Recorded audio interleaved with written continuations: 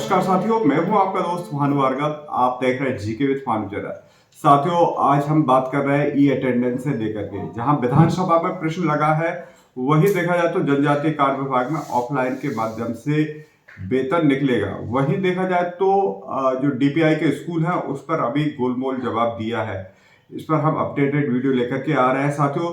वहीं देखा जाए तो ई अटेंडेंस से लेकर के कितनी खामियां हैं और डेटा चोरी से संबंधित तथा प्राइवेसी से रिलेटेड कितनी बड़ी खामियां इस ऐप में हैं और साथ में इसकी संपूर्ण जानकारी जानेंगे हम इस वीडियो में। तो साथियों, वीडियो को लास्ट तक जरूर देखिएगा और हर एक टीचर के पास जरूर शेयर कीजिएगा यह वीडियो। तो आपके लिए बहुत ही महत्वपूर्ण और खास है यह वीडियो, लास्ट तक जरूर देखिएगा कि ई अटेंडेंस ऐप में क्या क्या खामियां हैं। मध्य प्रदेश में लगभग 4 लाख सरकारी टीचर्स को एक नया ऐप यूज करने को कहा गया। बताया गया कि ये ऐप उनकी जिंदगी आसान बना देगा। लेकिन क्या हो अगर ये टूल असल में एक ट्रोजन हॉर्स निकले, एक ऐसा ऐप जो उनके डेटा को ही खतरे में डालने के लिए बनाया गया हो। चलिए आज इसी की पड़ताल करते हैं। तो सवाल यही है, ये डिजिटल सुविधा है या फिर डेटा का एक बहुत बड़ा खतरा? चलिए एक एक करके सारी परतों को खोलते हैं और देखते हैं कि सच्चाई क्या है। तो कहानी शुरू होती है एक ऐसे ऐप से जो सच कहें तो शुरू से ही बहुत कंफ्यूजिंग था। जैसे ही इसे लॉन्च किया गया, टीचर्स को समझ आ गया कि इसमें कुछ तो गड़बड़ है। और देखिए, यहाँ हम कुछ 100 या 1000 लोगों की बात नहीं कर रहे हैं। हम बात कर रहे हैं मध्य प्रदेश के करीब 4 लाख टीचर्स और स्टाफ की, जिन्हें ये ऐप इस्तेमाल करने पर मजबूर किया गया। इतने बड़े स्केल पर मामला वाकई बहुत गंभीर हो जाता है। तो जो शुरुआती शिकायतें आईं, वो तो बस पूछिए मत। जरा सोचिए, आप फेस वेरिफिकेशन के लिए कैमरा ऑन करते हैं और वो उल्टा काम कर रहा है। आपको कोई मदद चाहिए, लेकिन ऐप में कोई अबाउट अस या कॉन्टैक्ट का पेज ही नहीं है। और पे स्लिप जैसे जिन जरूरी फीचर्स का वादा किया गया था, अरे वो तो गायब ही थे। कुल मिलाकर ये एक बहुत ही बुरा एक्सपीरियंस था। लेकिन ये छोटी मोटी दिक्कतें तो बस शुरुआत थी। असली खतरे की घंटी, मतलब असली रेड फ्लैग, तब बजा जब किसी ने एक बहुत ही मामूली सी दिखने वाली चीज पर गौर किया, और वो था ऐप का वेब एड्रेस। अब इस बात को समझना बहुत बहुत जरूरी है। देखिए, सरकारी वेबसाइट्स के लिए एक पक्का स्टैंडर्ड होता है। सिर्फ और सिर्फ ऑफिशियल सरकारी संस्थाएं ही .gov.in डोमेन का इस्तेमाल कर सकती हैं।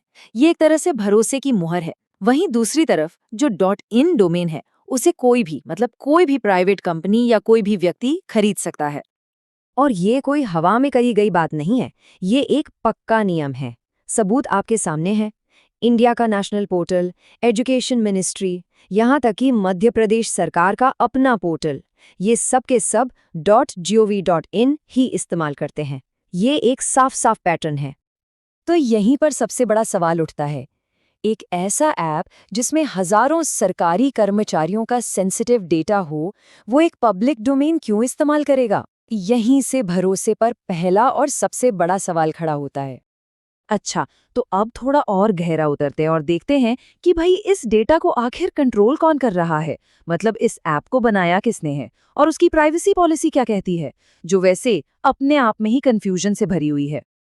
जब थोड़ी और जांच पड़ताल हुई तो पता चला कि इस ऐप को Median.co नाम की एक कंपनी ने बनाया है, जो कि एक अमेरिकन प्राइवेट कंपनी है। अब देखिए, यहीं से डेटा सॉवरेनिटी पर सवाल उठते हैं। मतलब हमारे देश का डेटा हमारे ही देश के कानूनों के तहत रहना चाहिए, किसी दूसरे देश के नहीं। अब ये मजेदार है। डेवलपर अपनी प्राइवेसी पॉलिसी में साफ साफ कहता है कि ये ऐप यूजर का डेटा कलेक्ट नहीं करता है। सुनने में तो बड़ा अच्छा लगता है ना, कि चलो डेटा सुरक्षित है। लेकिन रुकिए, कहानी में एक ट्विस्ट है। उसी पॉलिसी में एक और लाइन है जो दिमाग घुमा देती है। डेवलपर ये भी कहता है कि डेटा डिलीट नहीं किया जा सकता। मतलब क्या? ये डेटा कलेक्ट नहीं करता, पर जो डेटा ये कलेक्ट नहीं करता उसे डिलीट भी नहीं किया जा सकता। ये तो कंफ्यूजिंग से कहीं ज्यादा है। ये एक बहुत बड़ा रेड फ्लैग है।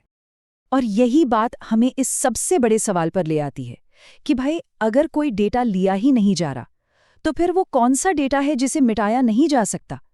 कुछ तो है जो यहाँ बिल्कुल भी ठीक नहीं है।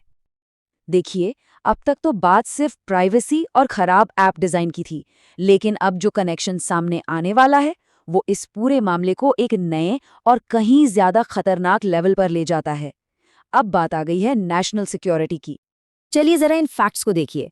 ऐप की जो पेरेंट कंपनी है gonative.io, उसमें डायरेक्टर ऑफ इंजीनियरिंग के पद पर एक व्यक्ति हैं जिनका नाम है हुनैद हसन। ये कोई छोटी मोटी पोजीशन नहीं है, ये एक बहुत सीनियर टेक्निकल लीडरशिप रोल है और इनकी पढ़ाई हुई है पाकिस्तान के लाहौर में Punjab university college of information technology से।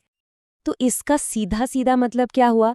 इसका मतलब ये हुआ कि एक पाकिस्तानी नागरिक एक बहुत ही ऊंचे टेक्निकल पद पर बैठा है जिसके पास हजारों भारतीय सरकारी कर्मचारियों के डेटा का एक्सेस हो सकता है। अब इंडिया और पाकिस्तान के बीच जो हालात है उसे देखते हुए ये एक बहुत ही सीरियस सिचुएशन है। तो ये सब देखकर जाहिर है नेशनल सिक्योरिटी से जुड़े 3 बड़े सवाल खड़े होते हैं। पहला, इस सेंसिटिव डेटा का असली टेक्निकल कंट्रोल किसके पास है? दूसरा, क्या इस डेवलपर टीम का कोई सिक्योरिटी बैकग्राउंड चेक किया भी गया था? और सबसे जरूरी, क्या ये सारा डेटा किसी दुश्मन देश के लिए एक स्ट्रेटेजिक हथियार बन सकता है? तो देखिए कहानी कहाँ से शुरू हुई थी, एक खराब से बग्स वाले ऐप से, और अब हम कहाँ पहुंच गए हैं, अनसुलझे सवालों के एक ऐसे जाल में जहां हर तरफ सिर्फ शक ही शक है और जवाब किसी के पास नहीं। चलिए एक बार फटाफट से इस पूरी कहानी को फिर से देख लेते हैं। शुरुआत हुई एक खराब ऐप और झूठे वादों से, इसके बाद एक गैर सरकारी डोमेन ने भरोसे को तोड़ा, फिर आई एक अजीबोगरीब प्राइवेसी पॉलिसी जिसने शक को और बढ़ा दिया, और आखिर में ये कहानी एक बहुत ही गंभीर राष्ट्रीय सुरक्षा के सवाल पर आकर खत्म होती है। और ये पूरा मामला हमें एक बहुत बड़े सवाल के सामने लाकर खड़ा कर देता है, और ये सवाल सिर्फ मध्य प्रदेश के लिए नहीं बल्कि दुनिया भर की हर सरकार के लिए है कि डिजिटल इनोवेशन को अपनाने और एक ऐसे सिक्योरिटी रिस्क को बनाने के बीच की लाइन कहाँ खींचनी चाहिए जिसे किसी भी कीमत पर स्वीकार नहीं किया जा सकता।